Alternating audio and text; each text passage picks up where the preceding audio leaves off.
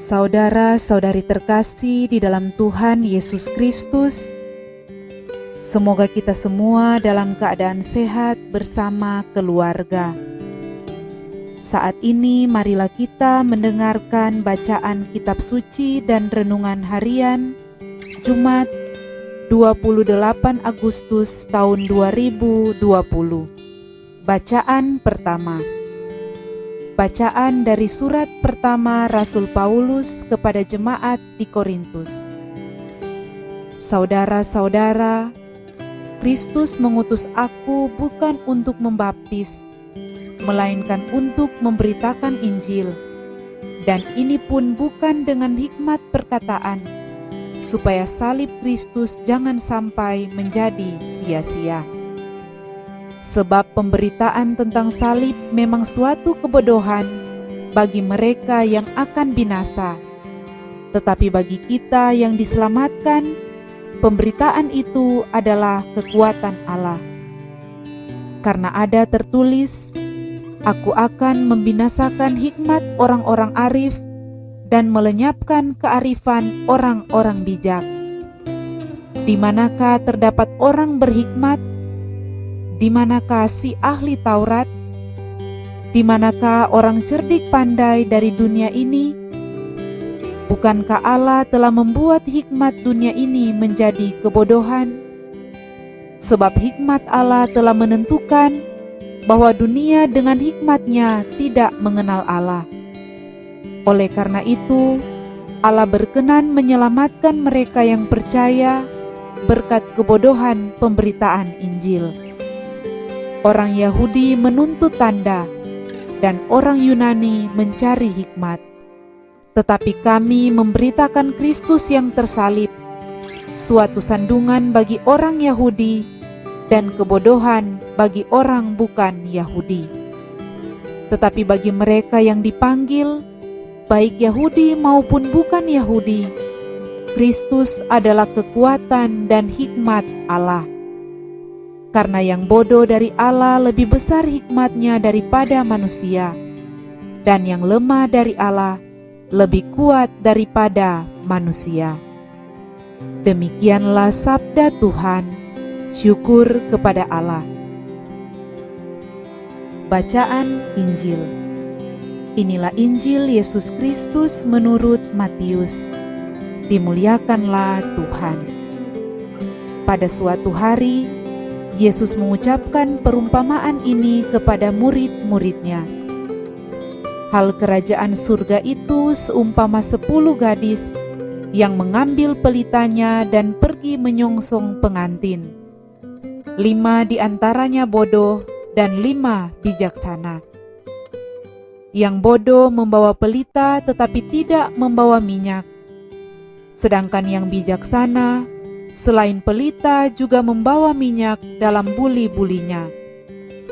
Tetapi karena pengantin itu lama tidak datang-datang, mengantuklah mereka semua lalu tertidur.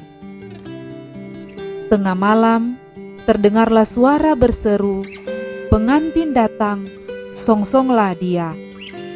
Gadis-gadis itu pun bangun semuanya lalu membereskan pelita mereka. Yang bodoh berkata kepada yang bijaksana, "Berilah kami minyakmu sedikit, sebab pelita kami mau padam." Tetapi yang bijaksana menjawab, "Tidak, jangan-jangan nanti tidak cukup untuk kami dan untuk kalian. Lebih baik kalian pergi membelinya pada penjual minyak." Tetapi sementara mereka pergi membelinya, datanglah pengantin, dan yang sudah siap sedia masuk bersama dia ke dalam ruang perjamuan nikah. Lalu pintu ditutup. Kemudian datanglah juga gadis-gadis yang lain itu dan berkata, "Tuan, Tuan, bukakanlah kami pintu." Tetapi Tuan itu menjawab, "Sungguh aku berkata kepadamu, aku tidak mengenal kalian. Karena itu, berjaga-jagalah, sebab kalian tidak tahu akan hari maupun saatnya." Demikianlah Injil Tuhan. Terpujilah Kristus. Saudara-saudari terkasih, renungan kita di saat ini diberi judul Siap Sediakah Kita? Dalam Injil hari ini dikisahkan tentang 5 orang gadis bijaksana dan 5 orang gadis yang bodoh, yang menggambarkan hubungan antara orang percaya dan Kristus. Digambarkan seperti hubungan antara mempelai laki-laki dan mempelai wanita. Orang percaya adalah mempelai wanita dan Kristus sebagai mempelai laki-laki. Dalam perumpamaan Injil hari ini, ada 10 gadis yang sedang menanti-nantikan kedatangan mempelai laki-laki. 5 gadis yang bijaksana membawa pelita dan persediaan minyak dalam buli-buli, yang berarti mereka dalam keadaan siap sedia. Sementara 5 gadis yang bodoh membawa pelita tapi tidak membawa persediaan minyak.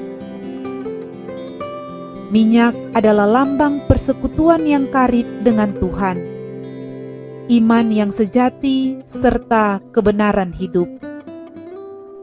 Kelima gadis yang bodoh itu lupa membuat persiapan yang cukup untuk menyambut kedatangan mempelai laki-laki. Akibat ketidaksiapan 5 gadis yang bodoh itu, mereka mengalami nasib yang tragis karena mengalami penolakan. Ketika mereka berteriak untuk membuka pintu, Sang Tuan berkata, "Aku berkata kepadamu, sesungguhnya aku tidak mengenal kamu." Dan akhirnya, kelima gadis yang bodoh itu tidak dapat masuk ke ruang pesta perjamuan kawin. Saudara-saudari terkasih, melalui perumpamaan 10 gadis ini, kita setiap orang yang percaya diingatkan agar senantiasa peka terhadap situasi zaman dan memperhatikan keadaan rohani kita masing-masing. Mengingat kedatangan Tuhan itu sudah sangat dekat, di mana kedatangannya pada saat yang tidak diketahui dan tidak diduga. Alkitab menyatakan bahwa kedatangan Tuhan sudah sangat dekat. Ya, aku datang segera, tanpa ditunda-tunda lagi. Yang menjadi pertanyaan, siap sediakah kita menyambut kedatangan Kristus sang mempelai laki-laki? Menunggu memang suatu pekerjaan yang sangat membosankan. Karena itu banyak orang mengalami kegagalan dalam proses menunggu. Merasa sudah lelah dan tidak tahan lagi. Akhirnya kesetiaan saat menunggu menjadi luntur, dan gelora api cinta itu pun menjadi padam. Pesan firman hari ini, karena itu berjaga-jagalah, sebab kamu tidak tahu akan hari maupun akan saatnya. Saudara-saudari terkasih, pada hari ini sebagai umat Katolik kita merayakan peringatan wajib Santo Agustinus. Santo Agustinus adalah seorang bapak gereja yang amat terkenal, yang merupakan anak dari Santa Monica yang kita rayakan peringatan wajibnya pada hari kemarin. Sejak kecil, Santo Agustinus sudah menampilkan kecerdasan otaknya. Ia pun dikirim untuk belajar bahasa Latin dan berbagai macam tulisan Latin di Madauros. Di Kartago, ia belajar dengan tekun dan menjadi murid yang terkenal. Namun cara hidupnya tidak sejalan dengan kecerdasan yang ia miliki. Ia menjadi penganut Manikeisme dan meragukan semua kebenaran agama. Pada tahun 383, ia pergi ke Roma lalu ke Milano. Di sana ia bertemu dengan Uskup Ambrosius yang menyentuh hatinya dan membuatnya berpikir tentang cara hidup menjadi orang Kristen. Setelah banyak membaca dan mempelajari kitab suci, ia menemukan ketenangan dalam jiwanya yang kemudian mengantarnya untuk bertobat dan dibaptis pada tahun 387.